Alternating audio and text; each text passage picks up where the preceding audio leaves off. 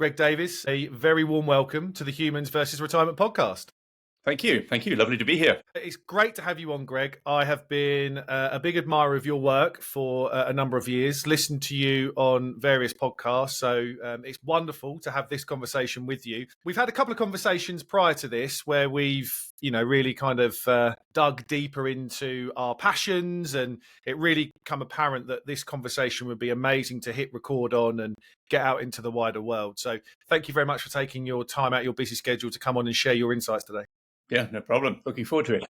So, Greg, I'm really interested in your journey. Like most podcasts, they start with kind of, how did you get to where you are? And I'm not unashamedly going to ask you that, because I think it's really interesting for you to just talk about your journey, your passions, and actually how your passions around behavioural science actually transcend investing and go to a particular lovely drinking liquid that we all love as well, which actually there's lots of stories about how wine tasting and investing are very similar, right? So share with the listeners your journey and how you find where you are today. My origin myth, as it were. I started out really knowing nothing about psychology or behavioral science. I started out as an economist with a side passion in finance, particularly, but also in philosophy. And when I finished my economics master's, like many people, didn't know what I wanted to be when I grew up. So I became a management consultant for a while. And then kind of got to the point where I felt that my dealings with academia hadn't come to an end. I developed a passion for doing a PhD. And I went back into academia and I stumbled across this field of behavioral finance, reading books by Dick Thaler and the like. And it just seemed this wonderful confluence of the stuff I was interested in, economics, finance, philosophy. I had at that point done no psychology, so I had to sort of pick up psychology from scratch. But I just completely fell in love with the field. And it was also a wonderful mixture of theory and practice. There's a little bit of me that's always got one foot in the ivory tower. I like the ideas and the thinking, but also I like to make them practical. So that really is the origin myth. I stumbled across this thing that I found I was deeply passionate about. And I was just extraordinarily lucky that I'm one of these people who the thing I decided to do on a whim because I just was interested in it actually turned into a career. Because during my PhD, Daniel Kahneman, the father of behavioral economics, he won the Nobel Prize for economics in year 2 of my PhD. And suddenly this field that had really been the backwater of the economics faculty started shooting into prominence, and people started writing books on it, and it started entering the commercial world. And I just thought, wow, I love it. I've got a background in consulting, so I want to do something practical with it. So when I finished my PhD, I went and started doing consulting work, bringing ideas from academic behavioral sciences and decision sciences into the commercial world. So that was all sort of pre-2005. In 2006, I got approached by someone senior there had, read half of a Malcolm Gladwell book and decided that what this bank really needed was a behavioral finance team. They had no idea what that really meant. And they looked around the UK for someone who was at the right sort of age and had a PhD in behavioral finance, plus previous commercial experience, but wasn't too senior. And if you draw all those overlapping Venn diagrams, it basically boiled down to me in the middle, because there weren't many people at that point that had studied behavioral finance explicitly. And so I was really in the right place at the right time. I started in 2006 with Barclays. I started up the banking world's very first behavioral finance team, and then led that team plus the quant team for Barclays Wealth globally until, for 10 years, really. So what we were doing was bringing together ideas from behavioral economics and behavioral finance and decision sciences together with traditional quant finance, so portfolio theory and risk measurement and all of that stuff, trying to bring the best of both worlds together to design things to help people make better financial decisions. And that really, since that point, since 2006, has been the overwhelming driving force for me, is what can we do practically to help people make better financial decisions? Because we know people make lots of silly, biased, stupid decisions. And yet wagging your finger at them and telling them that's a stupid decision isn't actually that helpful, funnily enough, to get them to improve. So 10 years at Barclays, and then the final piece is I left there, went and did a bunch of consulting again for big banks, helping them build behavioral teams. And in late 2017, I joined forces with Oxford Risk, a spin out of Oxford University, also built on decision science and behavioral science. The big difference here was that, and this was the big appeal for me, one thing I realized when at Barclays, 10 years there, is it doesn't matter how great your behavioral ideas are. If your route to adoption of those ideas by the advisors or by the users inside an organization is to sit them down in a seminar room every 6 months and download PowerPoint slides into their heads, it doesn't work. The ideas may be great, but you've just made their lives more difficult. So I came to the conclusion that behavioral finance, to work at scale en masse, absolutely needs to be tethered to technology. So at Oxford Risk, we are also building things to help people make better financial decisions, but things is very consciously software and technology solutions. And I've been there for the last 6 years. What a CV. And you know what's really interesting though, Greg, and we've got a lot of friends that are based the other side of the pond, mutual friends.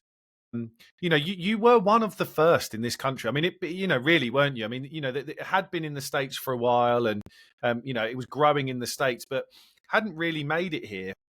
And I still think is really. I look at my guest list of my 71 episodes on the podcast, and they're dominated by American accents, effectively, right? Because the field of psychology, behavior, when it comes to our lives and our money and this stuff is, there isn't that many, but it's growing over here. But back in 2005, 2006, you were really at the forefront in this country of kind of the thought leadership around this. Yeah, I mean, there were a lot of people in psychology departments studying the psychology of judgment and decision making. And so the academic field was growing quite well, but people here hadn't really harnessed that to practical financial decision making or practical anything, actually. It was very much in the academic sphere. And I suppose that's just where, in another sense, I was quite lucky, because I went back to my PhD after working in finance, after working in industry for several years. So it sort of seemed obvious to me that there were commercial applications to this rather than just the ivory tower thinking. Yeah. And what I really love and respect about what you're doing now is, as you rightly said, I think we can get hung up in the theory of this, right? I mean, there's wonderful papers been written, wonderful books now. This isn't hearsay. This is real academic research with real results. We know this stuff, but it's really challenging to get this adopted. It's really challenging to communicate this well, to kind of take the theory that we know, for instance, and we'll get onto this, I suppose, in a second, that people in retirement are horrendously bad at spending their money. And we can talk to you about the 25 cognitive biases and heuristics of why that is. And as you said, kind of wag your finger at these people and say, don't be stupid. You've got more than enough money, and my cash flow forecast says you're never going to run out of money, etc., etc. But it's actually practically getting these people to take action based on that, and that's what I love that you're trying to build with Oxford Risk. You're taking all of that research, putting it into technology that allows us as planners and the public to have a much better way of understanding and communicating the issues. Yeah. Well, hopefully, I've always thought if there's one concept underpinning everything here, it's that there is a gap between the decision that is theoretically right for your financial needs and the decision that is in the moment emotionally comfortable. And we as humans, there's nothing irrational about wanting to feel comfortable with your decisions. It's perfectly rational. So to call it irrational is a mistake, I think. Not that you were, but a lot of people do. They say, yeah, if it doesn't follow the tenets of classical finance theory, then it's irrational. No, there's nothing irrational about wanting to be comfortable. The question is, how much are you paying for your comfort? And if you are deviating so far from a good decision in search of a comfortable decision, you're buying emotional comfort in a very costly way. So what we are trying to do is to go, it is perfectly reasonable to want to be comfortable, but let us help you get the comfortable journey you want or the comfortable decision you want in a way that is closer to financially good behavior? And the answer, as ever, lies somewhere in the middle of this theoretical financial perfection and psychological description. It's how do we bring the parts together to help people navigate a path down the middle? Yeah, no, couldn't agree. So let's get straight and tap into your behavioral finance wisdom, as well as thinking about those kind of choices and judgments, etc., that we make. And kind of, I'm really interested to understand from you and go over some of these behavioral challenges when it comes to a retirement. So, what, if we think about some of these, and we can list them, right? These cognitive biases, and the trouble is, if we Google them, there'll be 50 of them, and we'll read them, and it's a bit like horoscopes, right? It's kind of like you'll pick the ones that are relevant to you, and you won't know what to do with them. But there are stuff, we think about procrastination, we think about overconfidence, we think about all the fears, loss aversion, present bias, all this stuff, all these cognitive there. What do you think are the most significant kind of psychological barriers that people face when they're planning for their retirement? And how can they start to think about them and address them effectively? Yeah. So just a side comment here is you've already sort of pushed aside one of my favorite hobby horses, which is the approach to behavioral finance by listing 150 biases is completely impractical and not very useful. And this is because, so here's what I think is one of the main challenges. What we need to do is to help people navigate the irreducible complexity of their lives, right? Every decision I make has all sorts of ramifications. And in retirement, I need to be thinking about the financial implications, the emotional implications, the implications on my family. It is just inherently complex. And so one of the biggest barriers, I think, is that most of us, when we are approached with a problem or a decision that is daunting and complex, it makes us feel deeply uncomfortable. And we run from it in one way or another. We put our heads in the sand or we park it. So all of these biases can almost be seen as manifestations of this, right? Procrastination. Well, why are you procrastinating? Because tackling this stuff now is not fun. It's concerning. I don't think I have enough experience. I don't have the knowledge. And it's just easier to leave it and put it aside. Or maybe I don't even know that there's a problem in the first place. So I would say that to make a good decision, most people need three things. One is they need to know that they need to make a decision and that the decision is pressing and it needs to happen now. So one of the problems with retirement, in fact, financial decision making in general, is most of the time what we're trying to achieve is several years in the future. And yet we're being asked to go through the pain and suffering of making the decision or postponing consumption, or the pain comes now. The gain is very abstract and a long time in the future. So if we're going to get people to make good decisions, we firstly have to get them to the starting line and convince them that there is a decision that needs to be made. Yeah. Secondly, we need to make them comfortable that they are capable of making the decision. Because if we feel we don't have the knowledge, if it's too complex, if we don't understand it properly, we run away from it. And I think that our industry is slightly at fault here because very often we take something that is complex and we make it look even more complex by the use of jargon, by thousands of charts, by talking to people in percentages. Actually, good financial decision making, although the situation is complex, you can follow a few fairly simple rules. And you do two things. One is you make sure you're not making the really bad decisions. You might not be getting it perfect, but as long as you're you're putting the safety net underneath you. And two is you get going, because you need to say, I don't need to solve everything in order to get going. I just need to know what's a good step to take next. And so financial services and financial theory is really, really big on this notion of optimization. We have to get everything perfect. It has to be the perfect asset allocation on the efficient frontier. And if you don't do that, you're irrational. What we should be doing to people is saying, okay, there is something to aspire to, and maybe it's complex, but the steps towards it don't have to be complex. And those steps are going to get you in a better situation than where you are now. So let's spend more time talking about the journey of how you get to this complexity, rather than trying to educate you on what the perfectly right answer is for every, fourth decimal place in the problem. So that's the second one, is how we tackle the knowledge gap, if you like, and how we help people deal emotionally with the knowledge gap. And the third one is simply, in order for me to make a decision now, it is not enough for me to know it's the right thing to do. I have to feel comfortable doing it. So we have to address people's need, people's anxiety, and people's aversion to pulling the trigger on these decisions. And that is not at all about whether the decision is right or wrong. It's about how we communicate with people. It's about the stories we tell and the narratives we use. And so you put these three things together, convince people that there is a decision to be made, convince them that the next step does not have to be difficult, and convince them that that next step is something that they should be comfortable taking.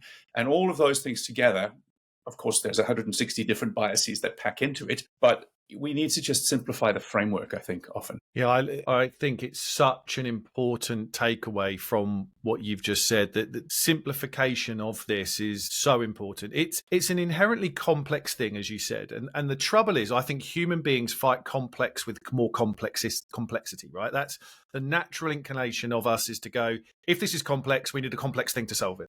Or they back away from it completely.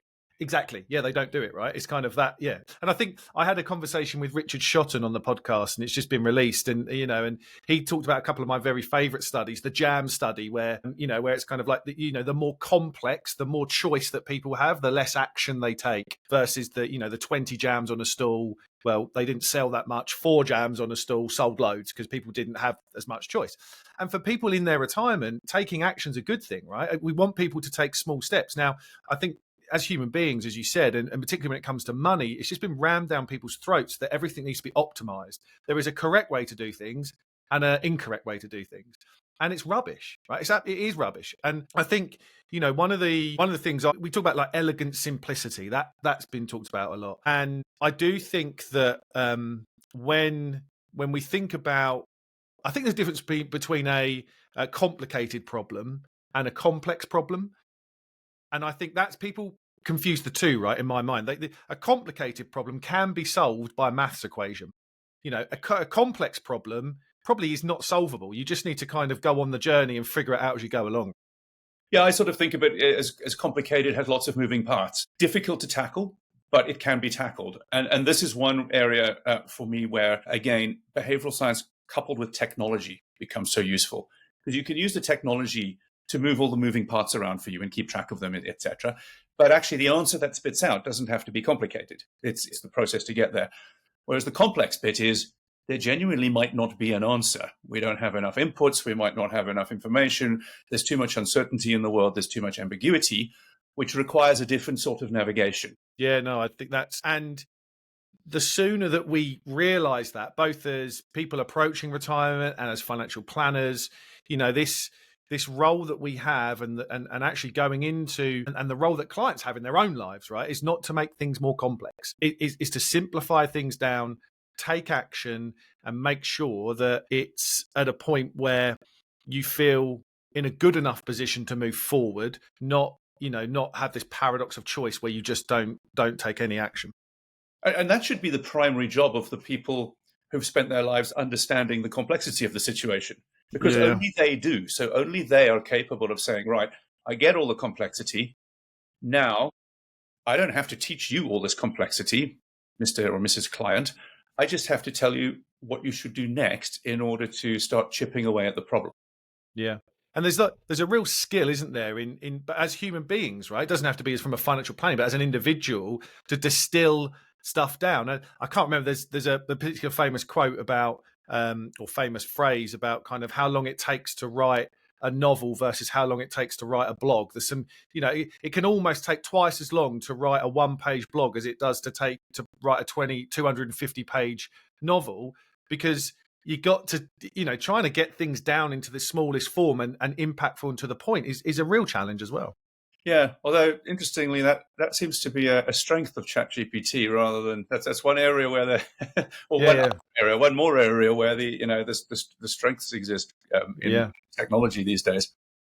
I want to pick up on this point though. So what we've talked about right now for the last 10-15 minutes, I think is a really, really new modern phenomenon, in a sense that my parents and my grandparents, and I'm sure your parents and grandparents and people listening's grandparents and parents, did not go through this.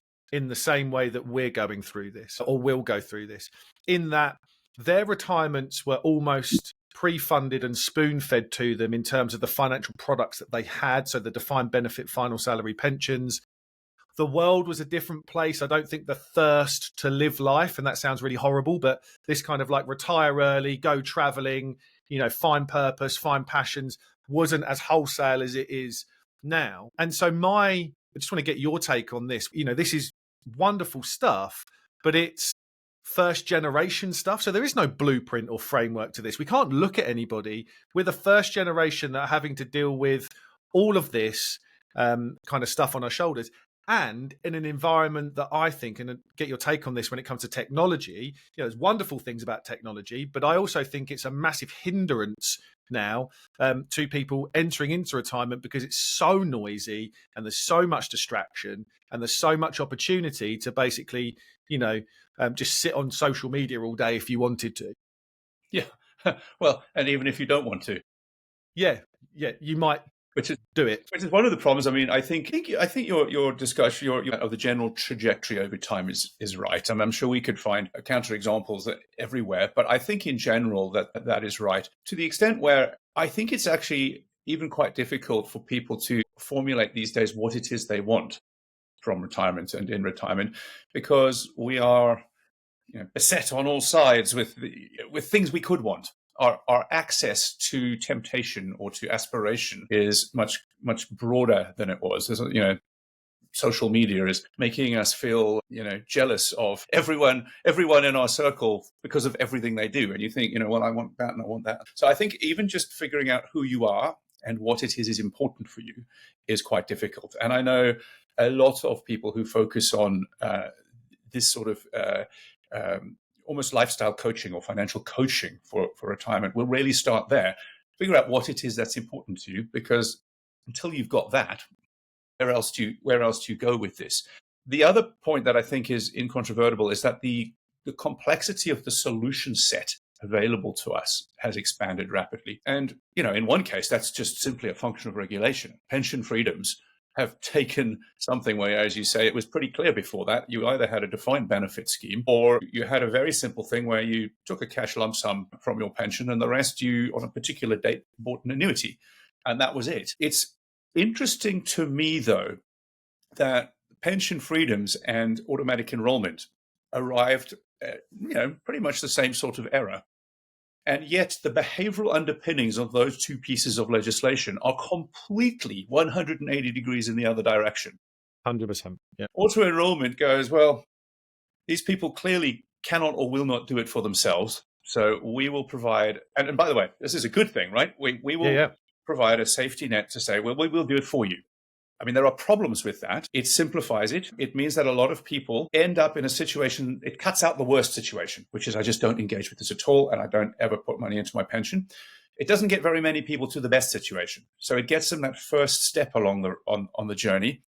Unfortunately, it can have this situation of encouraging them to disengage from the rest of the journey.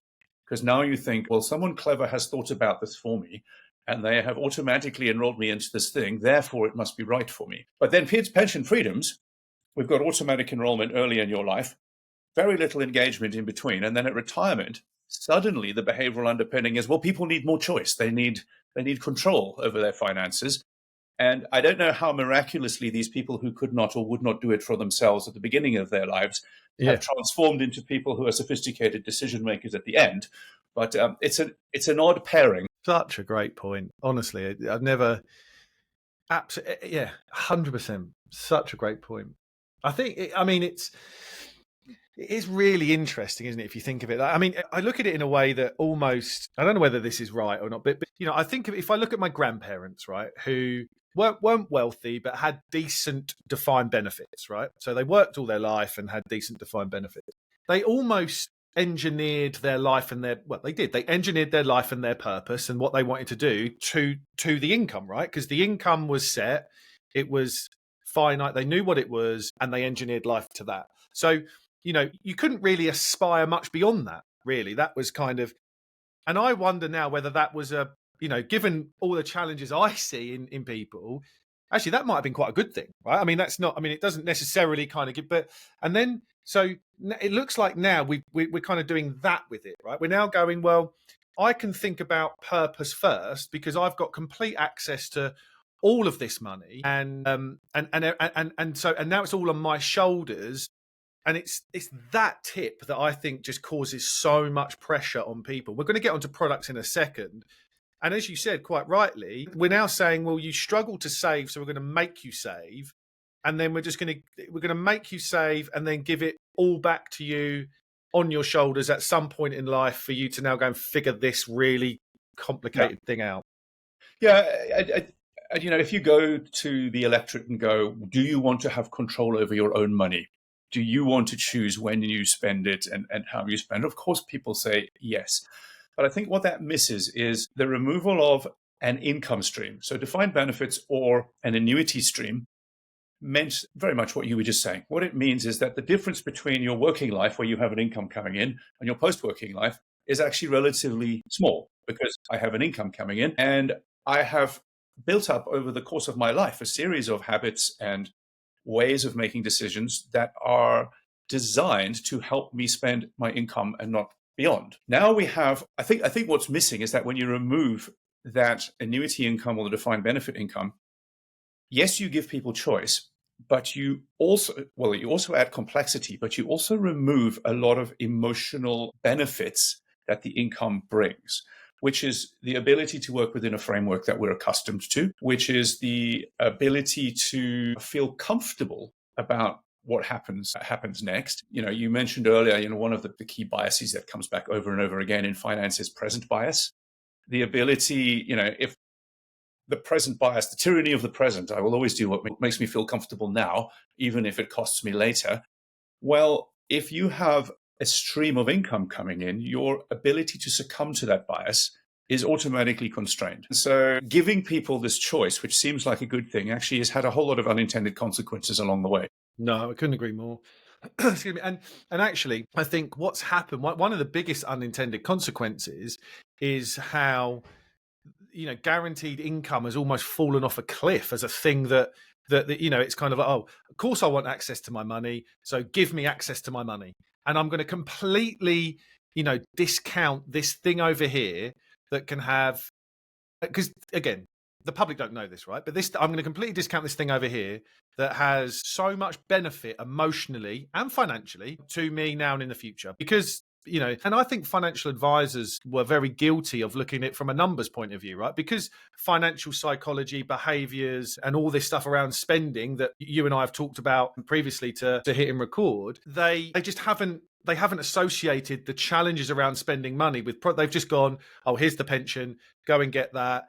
And you know what? Annuity rates are horrendous. There's no value. There's no financial value in buying an annuity, and not really considered the emotional and behavioural and life value that can bring. And also, if we think about how particularly retirees in the UK work, if we go to kind of a modern day retirement, most people are looking to retire between the ages of 55 and say 65.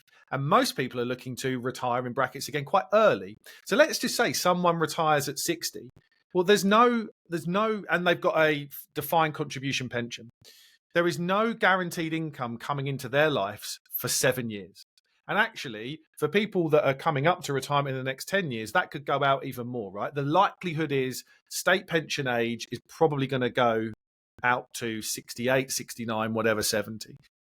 That's a long time to just all of a sudden have this regular income, cut it off, and then go, by the way, the weight of the money now is on your shoulders. So this is a long build up to this. But I want to talk to you because you guys at Oxford Risk are doing great work around profiling people's personalities and talking about what the role of guaranteed income is. And it's coincided with annuity rates being better. So there is a decent financial reason to buy one. So I'm interested in your thoughts on that. How can that behaviorally help people, and how can people determine whether we should put them back on the table for them and have them as part of their overall kind of portfolio for retirement? Yeah, I mean, maybe if I could just for a second park the behavioral stuff. Let's imagine that you're Spock, you're completely emotionless, you make completely rational rational, quote unquote. I always often try to avoid the word rational because it's Yeah. so used in such a narrow sense. But you're a completely logical decision maker, and so emotions don't affect you. Even then, I would say financially, there are good reasons for most people to have a portion of guaranteed income. The trade-offs are complicated because you're giving up the pot of money after you die. So you're trading in some of your bequest. But what you're doing is you're very clearly limiting to even purely financial risks. One is sequencing risk, the risk of you having to draw money off your portfolio when markets are down, which is very difficult to recover from. Yeah, we all know this, but if your portfolio drops by 50% and you have to pull money off, to get back to where you were, you don't have to grow by 50%, you have to grow by 100%, right? So there's an asymmetry there. So sequencing risk, very financially important once you no longer have income coming in, and guaranteed income can help to solve that. And the other one is longevity risk. We don't know how long we're going to survive, so guaranteed income for life is useful.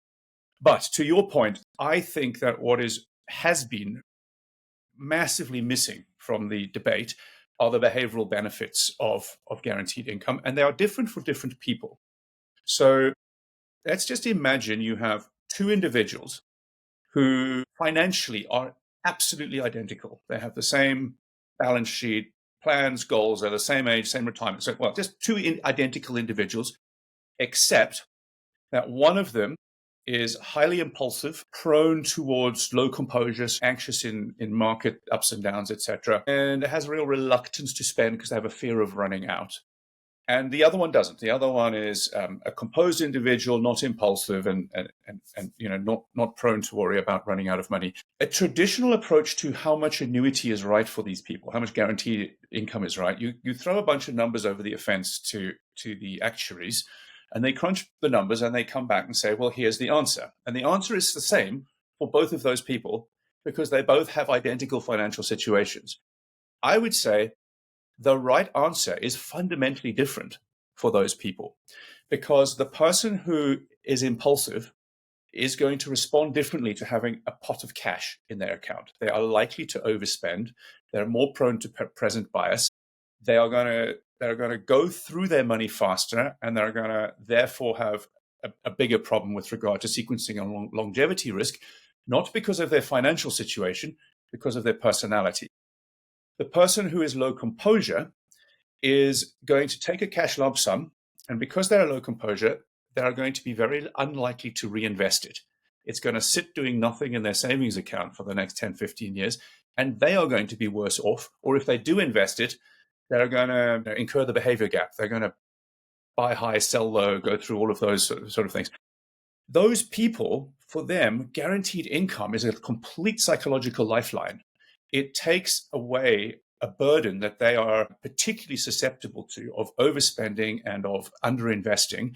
And it says, let us solve this problem for you in a way that, by the way, is also financially beneficial for you. The other person who's cool, calm, and collected, yes, they should probably also have some guaranteed income, but it wouldn't be as much, and it's not as big a focus for them. So that for me is really important. The behavioral costs, pros and cons of this are at least as important as the financial number crunching, and yet it is almost completely left out of every debate on this issue. Yeah, absolutely. I also think that the really interesting research that's coming out now around how it helps people that underspend as well, right? So, it's this, and our friend David Blanchett and Michael Finker and Wade Fowle created this great paper, A License to Spend, which I've commented on a lot on the podcast. But ultimately, this is going. People with a guaranteed level of income, a good level, core level of guaranteed income, in general, spend twice as much in their retirements than people that don't. And that's because human beings are much better at spending income than they are capital. And so I come across this conversation a lot with clients that are, going to be chronic underspenders. You create a historically stress tested financial plan for them that shows that they've got 100% success rate of their plan based over the last 110 years, right? So, there's 850 scenarios you've analyzed. At no point has your plan ever failed. In fact, you've ended up with millions left because you've got 35, 40 years of accumulating and you're not spending down as much as this thing. And as we said, it's not irrational to go, well, keep spending. That's not the answer. Yeah, and so there is this fear around that. And what they found is that obviously giving these people a guaranteed level of income, they feel so much more comfortable in spending that income that's coming in than seeing a pot of money deplete, because our brains go to kind of destitution, right? It's kind of like I've got either £1 million or zero. There's nothing in between. And so I'd love your comments on that, because I think that's really important. I think it helps those people massively as well. It does. I mean, it helps in both ways. But I think the key thing again there is to make a decision, I need to be emotionally comfortable with that decision. And if I'm going to spend, I need to have a source of emotional comfort. And as you say, watching my capital balance dwindle as I spend makes me more and more uncomfortable. So that can lead me to underspend. But if I know that I have a regular guaranteed income coming in, it provides me a way of gauging what is comfortable and what isn't. And also, and I've made this point a little bit earlier, it's also because it's what people are used to. As we go through life, we get our job, we get an income, we adjust our expenditure. Well, mostly, not all of us perfectly, but mostly we adjust our outgoings to our incomings. And then if we get a raise, we adjust. By the time we retire, we've had 50 years of practice at that. And we know it's a comfortable thing to do, knowing how much is coming in each month. Therefore, I know what I can put out each month. And so the reason why these things work, I think, also comes back down to this notion of what do I feel comfortable doing or uncomfortable doing? And if suddenly I don't know how much is coming in each month, all I've got is a big lump sum there. Either I feel too comfortable with the lump sum because it's a really big number, it's got lots of zeros on and I've never seen that before. So I go out and splash it, or it makes me worried because I don't know how long it's going to last. And so what it does is the guaranteed income is it provides you a benchmark of what reasonable behavior looks like that is familiar to you because that's how you've run your life for the last 50 years. And therefore, it makes you comfortable spending an appropriate amount on an ongoing basis. I want to share a very quick story, actually. I think this is really poignant on this. I've got a client couple who I've worked with for the last 3 years, and they retired last year. She's still doing a bit of work in what she loves. She's a counsellor, and she still does that part-time. But he had a wonderful job that paid LTIPs, long-term investment plans. So, he'd left work, but he had 3 lots of LTIPs coming in to his life, cash flow into his life over the next 3 years. And originally we kind of talked through all the options, and he was like, no, I think what I'll do is these cash lump sums that are coming in are going to be more than enough for me to live on for that year. So I'll bring them in and I'll just spend the cash, bring it in, spend the cash. Perfect. So I saw him 6 months into that journey. So we got together for our half yearly planning meeting, and he had his cash and he was spending it. And I went into the meeting and I sensed something was a bit up. And I was like, how are you feeling? And they were like, actually, to be honest, we feel really anxious about this. And I was like, what's happening? And it was this problem of no matter how much I showed them that was a good thing, and we're not optimizing here, but you can absolutely do that, and your long-term plans are great, and you're never going to run out of money. They could not bring themselves to get a lump sum of cash in and deplete it down. So from that meeting, I said, right, we're going to turn on income for you. So I don't care about the cash lump sums. Get the cash lump sums, and we'll figure out what to do with them at some point. But I'm going to give you a foundation level of income. We worked on that stuff, give it out to them. And the last 2 meetings that I've had with them have been, you couldn't be more different. They are so much more relaxed, so much more at ease, because they've got the income coming in every month. And it didn't matter. One plan is not more optimized than the other. I now know they're spending with freedom and spending with ease because of the income. Yeah. It's interesting too, because it's the same source for why selling people a total returns approach to investing is often incredibly difficult. People would rather have a portfolio that earned lower returns but generated an income stream than get the portfolio that maximized returns and just sell down what you need. Because we just have it very deeply drummed into us that thou shalt spend out of income and not out of capital. And of course, very often the distinction between income and capital is quite arbitrary. It's quite, it's an artificial distinction, but not emotionally. Emotionally, it's a very, very real distinction to people. Yeah.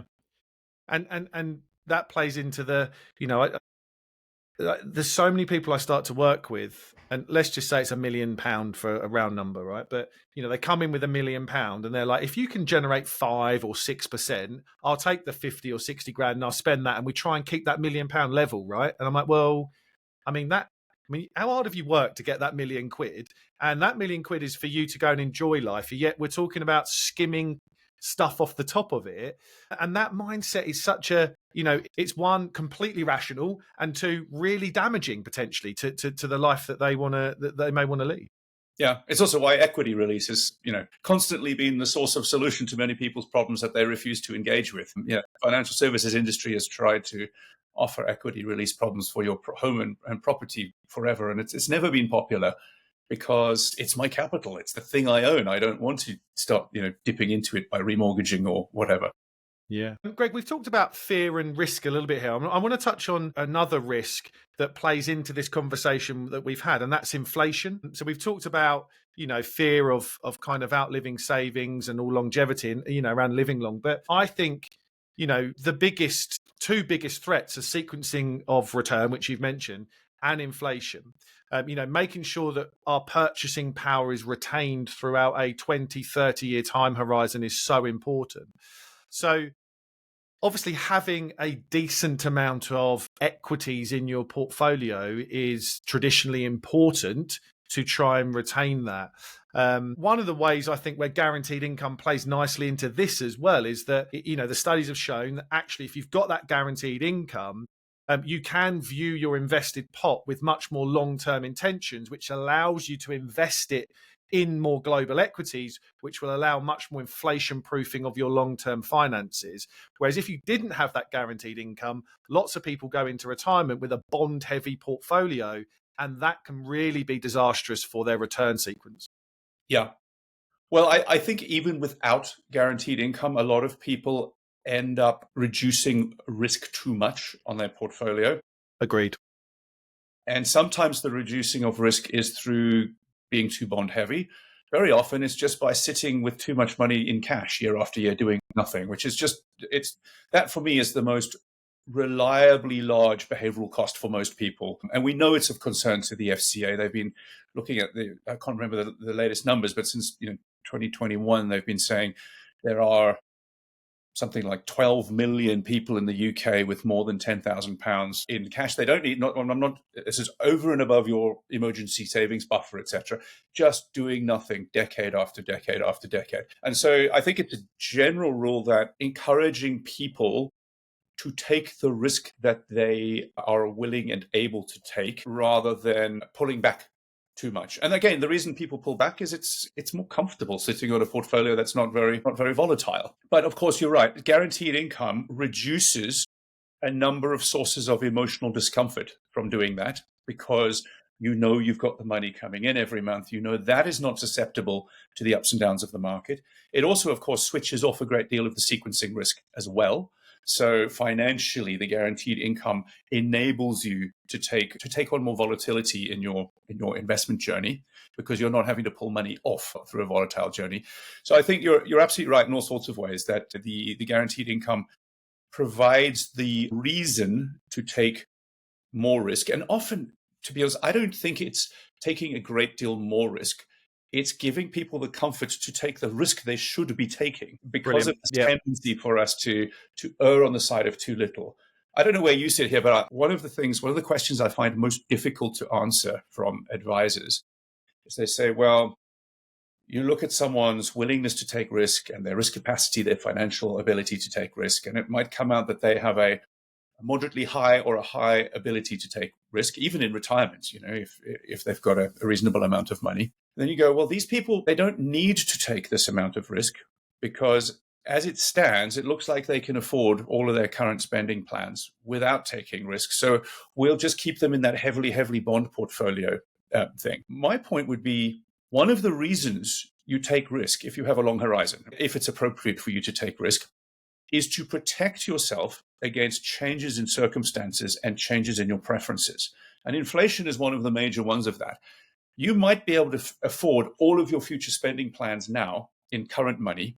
But if we have an inflationary surge for half a decade in between there, you're not going to anymore. Not taking enough risk is itself a huge risk. And I think often we don't see that asymmetry clearly enough. I could not agree more. I believe, like you, people don't take enough risk. I think this, as you said, look, we know the moment a financial plan is created, it's completely wrong, right? We know that.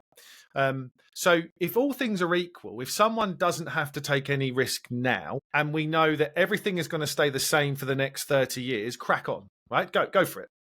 But we know that ain't going to happen. And there are so many variables, and it's not even just inflation, right? I mean, it is inflation linked to a degree, but, different things go up at different rates at different times. We know that care doesn't go up with inflation. We know that there'll be times when we need to pull heavy on a portfolio and we need to be invested, because investments don't go up in a linear fashion, right? You don't get 7% a year. You'll get 27% and then 1, then 3, then -5, and then 2, and then 20. So if you're not invested to get those big kickers in returns once every 3, 4, 5, 6 years, you are not going to keep up with the shock that might come your way. In my mind, and I hope there's no one in compliance listening to this, in my mind, I don't really care to a degree what risk tolerances or attitude people say, because I know that they have risks associated to them that they don't see now. So the answer is you need at least 60% in equities in your portfolio.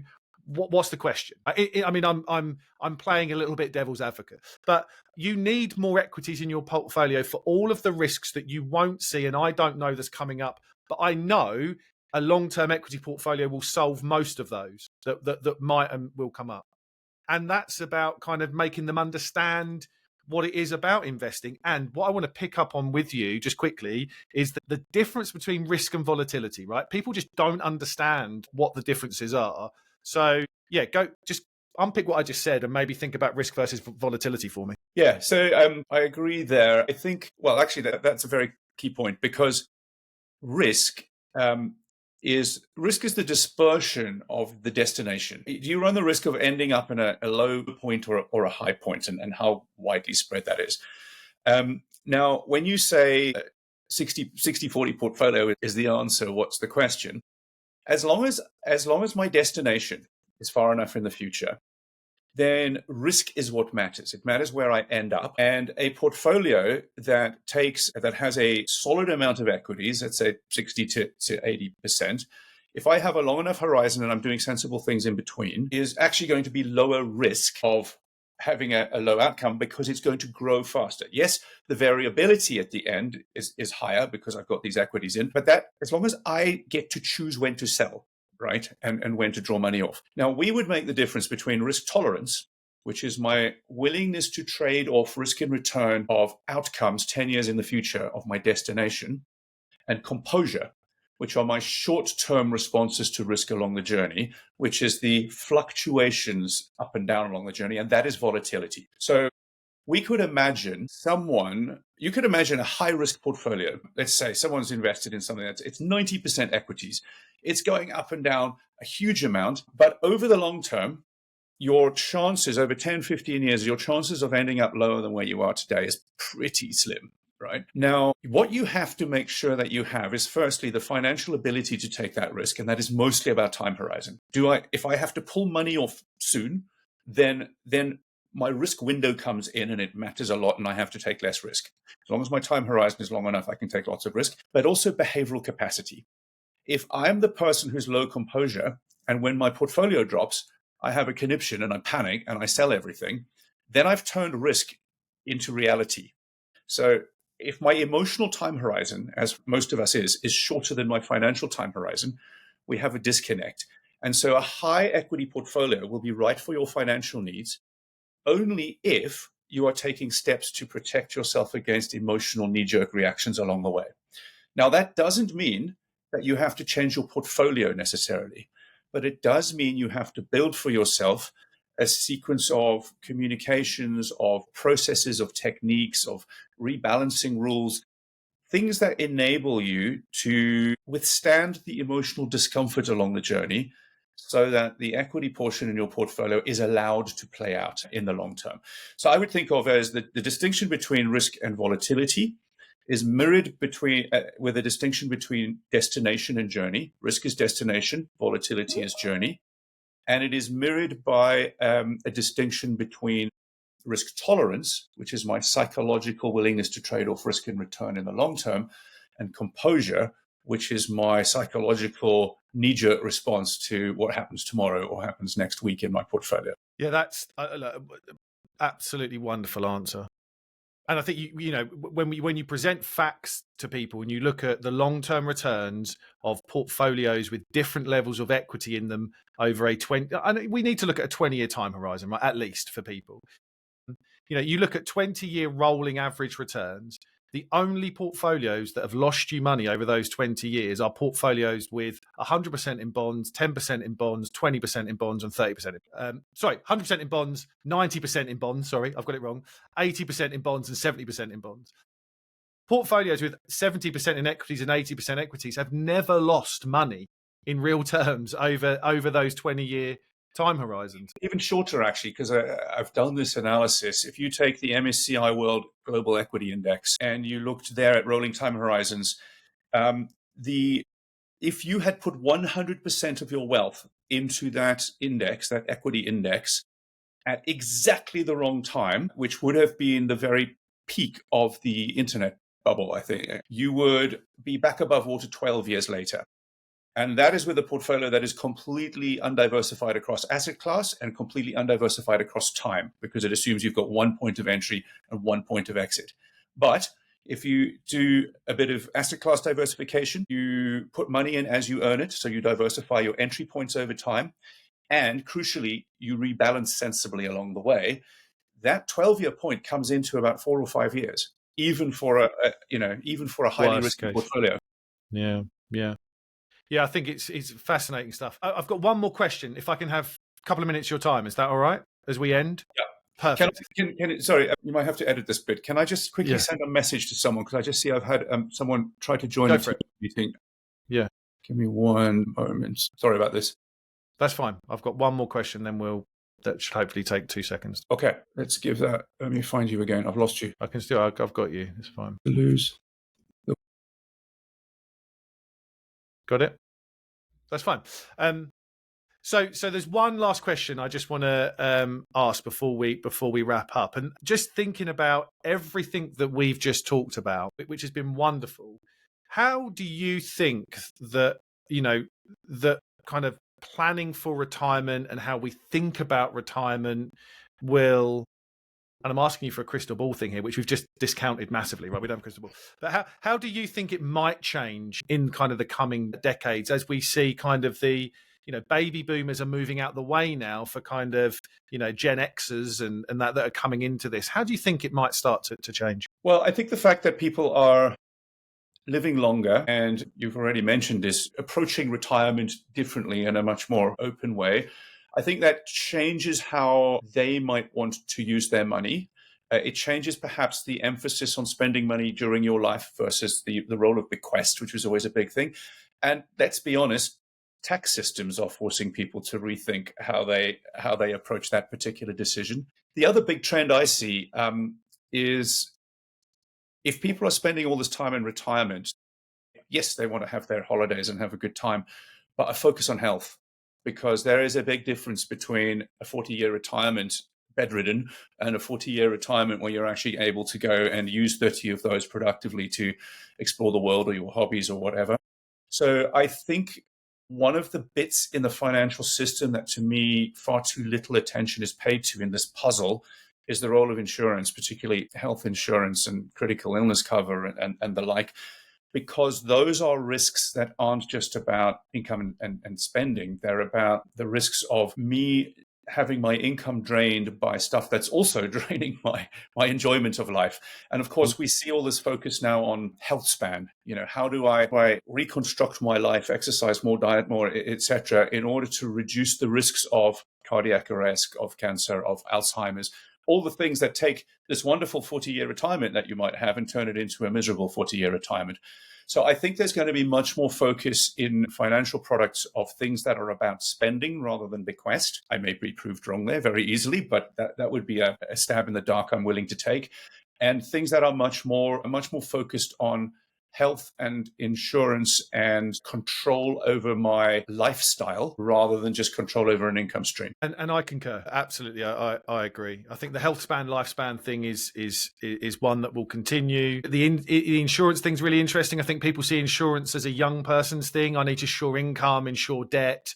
But maybe we need to think about that in much more broader sense when we get into our second half of life. So yeah, if you're going to get health insurance, if you only start thinking about it just before retirement, is extremely expensive.